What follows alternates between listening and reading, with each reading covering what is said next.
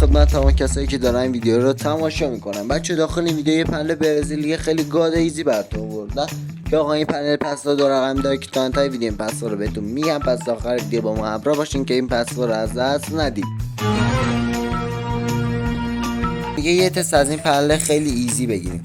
بچه این پنل برزیلی فول آپشنه و نه بد داره نه بلک لیست. میتونید داخل چنل تلگرام دانلودش کنید که من فایلش رو براتون داخل چنل تلگرام قرار میدم و لینک چنل تلگرام توی بیو و توی کامنت ها براتون پینش کردم که آقا میتونید برین بزنید روش و برین داخل تلگرام رو دانلود کنید و پرواز کنید.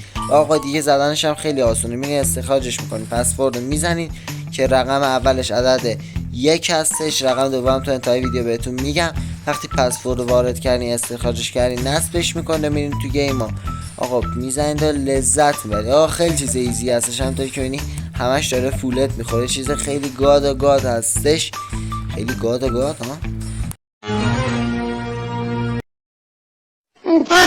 خیلی آقا چیز خفنیه. و اینکه آقا پسورد آخرم عدد 3 هستش. آقا خیلی ممنونم که تا انتهای ویدیو با ما همراه بودید. لایک و کامنت ساب فراموش نشه.